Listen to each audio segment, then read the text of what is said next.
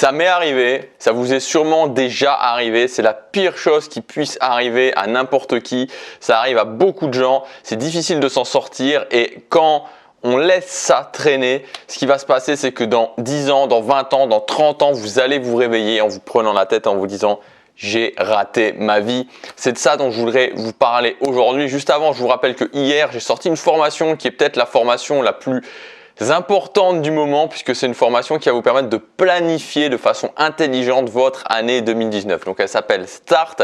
J'ai fait une vidéo où je la présente entièrement. L'idée c'est de formuler vos objectifs, c'est-à-dire de mettre en place un plan d'objectifs précis, un plan d'action avec un plan d'ajustement.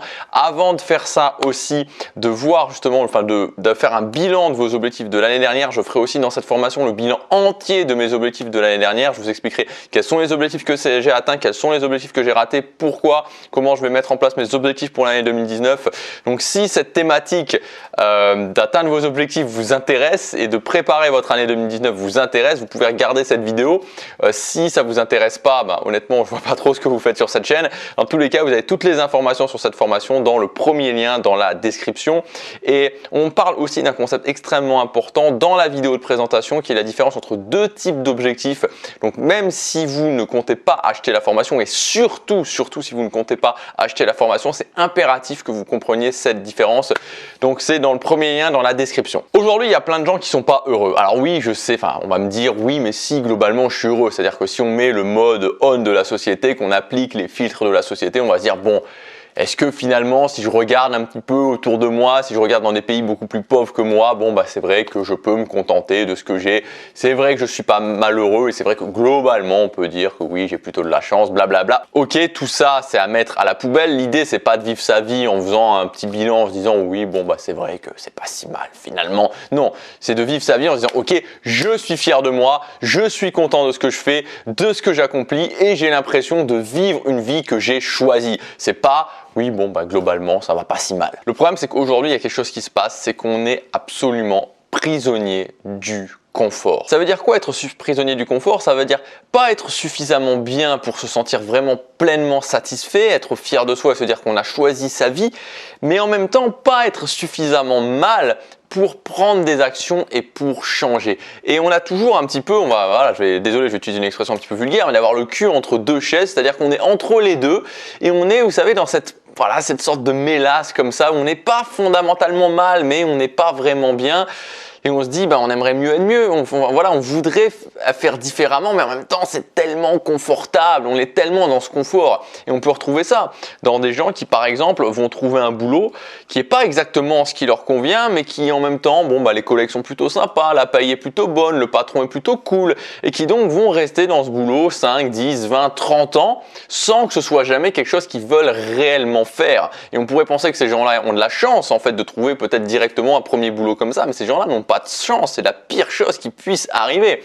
C'est la même chose pour les relations de couple, c'est-à-dire que on va trouver une relation de couple avec qui, finalement, ça va pas si mal, on s'entend plutôt bien, il n'y a pas vraiment de grosses disputes, et donc, c'est confortable finalement, c'est confortable. Alors pourquoi on partirait? On risque d'avoir moins bien, donc autant rester dans quelque chose qui ne nous convient peut-être pas totalement, mais qui, l'un dans l'autre est pas si mal. Le problème avec ce genre de situation, et là je vous en ai cité deux, mais je pourrais vous en citer plein de ce type de situation exacte, c'est que au bout d'un moment, au bout de 5 ans, 10 ans, 20 ans, 30 ans, on se réveille, on se prend la tête entre les mains et on se dit mais je suis passé à côté.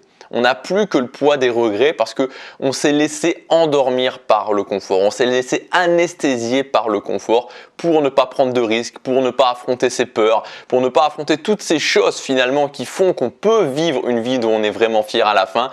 Et ce confort va disparaître et nous laisser plus qu'une seule chose, le poids du regret, le poids de se dire je suis passé à côté, je n'ai pas eu le courage de faire les choses. Et après, c'est terminé parce qu'on n'a qu'une vie. Alors oui, on peut penser, je suis pas là pour vous dire, personne encore n'est revenu pour savoir si on a plusieurs vies. Peut-être qu'on a plusieurs, j'espère qu'on a plusieurs vies, j'espère qu'il y a un paradis, j'espère qu'on pourra tous manger, manger des trucs délicieux au paradis en robe blanche, j'espère. Franchement, j'espère que c'est quelque chose qui va arriver. Mais dans tous les cas, pour l'instant, je pense que l'idée, c'est de tirer le meilleur parti de cette vie-là et non pas d'arriver à la fin de sa vie en se disant disant bon ben voilà, cette vie-là je l'ai ratée, donc j'espère qu'il y en a une autre parce qu'il faut vraiment que je la recommence. Et c'est pour ça que pour moi le confort c'est la pire chose qui puisse nous arriver, c'est la pire chose de notre époque en fait, de notre époque moderne, dans les pays vraiment riches, c'est la pire chose qui puisse nous arriver parce que le confort nous masque la réalité, le confort nous met dans l'immobilisme, le confort est là un peu comme une couverture chaude et il nous dit t'as pas besoin de prendre action, regarde, c'est pas si mal ici, c'est pas si mal, t'as pas besoin de prendre action, t'as pas besoin de prendre tes risques, t'as pas besoin d'affronter tes peurs, tu peux rester dans le confort.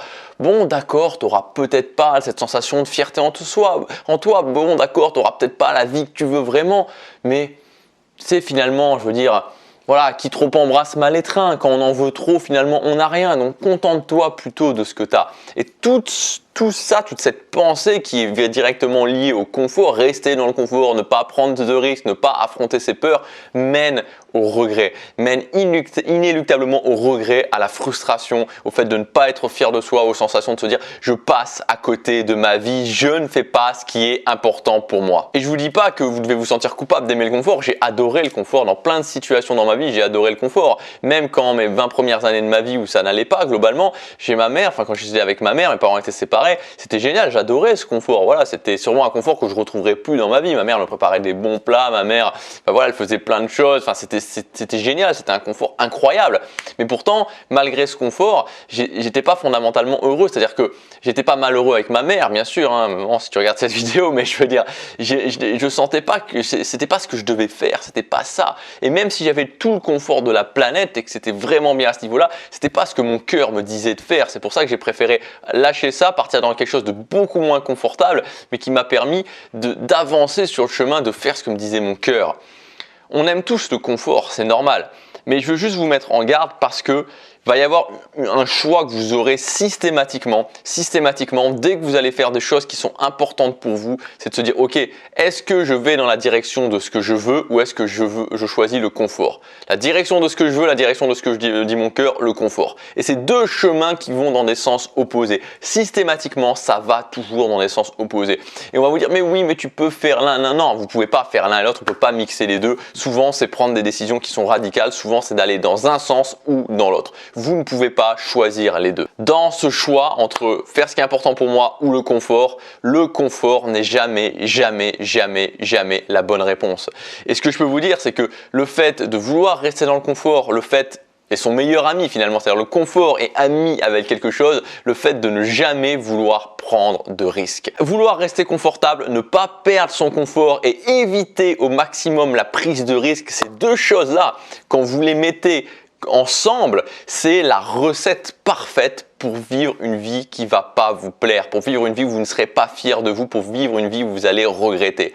Je veux dire, quand vous prenez des risques, quand vous quittez votre confort, je vous dis pas que ça va vous mener à quelque chose de génial. Honnêtement, je veux être clair avec vous. Peut-être que vous allez prendre des risques, peut-être que vous allez quitter votre confort et que ça va vous donner 0. Ça va peut-être vous donner 0 le premier, le deuxième, le troisième, le quatrième essai. Peut-être. Mais dans tous les cas, vous pourrez au moins être fier de vous et vous dire que vous avancez dans la bonne direction. Et ça, personne ne pourra vous l'enlever. Personne ne pourra vous l'enlever. Alors que si vous choisissez le confort et si à chaque fois qu'il y a une prise de risque à prendre, vous dites ah non, pas de prise de risque, surtout pas de risque, la seule chose que vous aurez, c'est au fond de vous cette sensation de ne pas être fier de vous, de savoir que vous êtes sur le mauvais chemin et d'avoir cette frustration qui ne vous lâche pas au quotidien. Faites bien attention avec le confort. Faites vraiment très attention avec le confort. C'est le pire faux ami de la société moderne. C'est quelque chose qui va vraiment vous planter un poignard dans le dos et vous aurez plus que le regret après 10, 20, 30, 40 ans. Voilà, vous serez passé à côté.